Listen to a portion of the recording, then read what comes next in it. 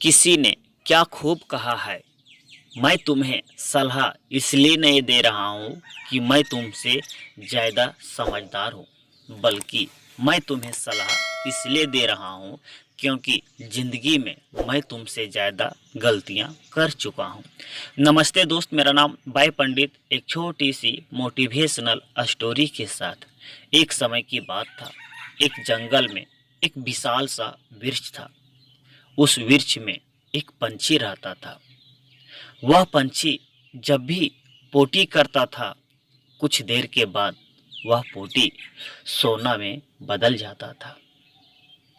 एक दिन एक शिकारी जंगल में शिकार करने के लिए जा रहा था कि अचानक वह शिकारी उस विशाल सा वृक्ष के नीचे चला जाता है। जैसे ही वह शिकारी उस वृक्ष के नीचे जाता है, कुछ ही देर के बाद वह पंछी पोटी करता है और शिकारी के आँख के सामने कुछ देर में पंछी का पोटी सोना में बदल जाता है। वह शिकारी इस आश्चर्यचकित को देखकर हैरान हो जाता है, क्योंकि इससे पहले वह कभी ऐसा दृश्य देखा नहीं था। वह शिकारी वही पेड़ में एक जाल बिछाया और दूसरे पेड़ के बगल में जाकर छिप गया। कुछ देर के बाद वह पंछी उस शिकारी के जाल में आकर फंस जाता है।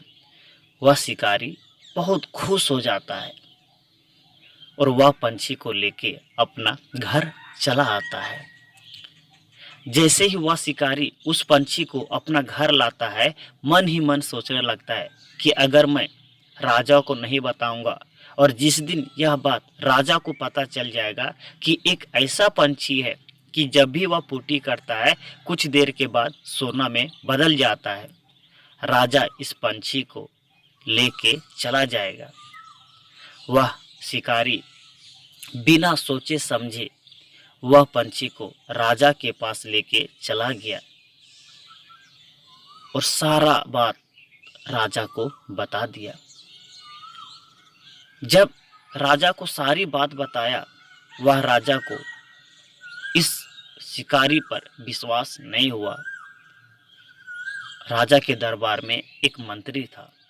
वह मंत्री राजा से कहा, राजा, आज तक ऐसा कोई पंछी नहीं है जो बिना पोटी करे और पोटी करने के बाद उसका पोटी सोना में बदल जाए। आज तक ऐसा कोई पंछी नहीं हुआ है। वह राजा उस मंत्री के बात पर विश्वास कर लेता है और राजा आदेश देता है कि इस पंछी को आजाद कर दो। जैसे ही मंत्री उस पंछी को आजाद करता है, पंछी कहता है कि पहले तो मैं मूर्ख था कि शिकारी के जाल में आकर फंस गया।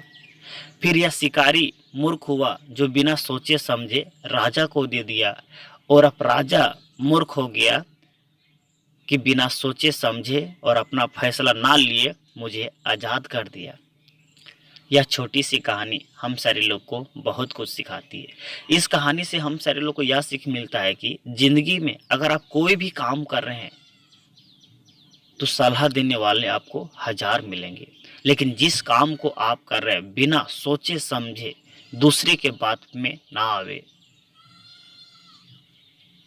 अगर इसी तरह का आप सारे लोग मोटिवेशनल स्टोरी सुनना चाहते हैं तो मेरे चैनल को सब्सक्राइब करें, शेयर करें और बेल आइकन घंटी को दबाना ना भूलें।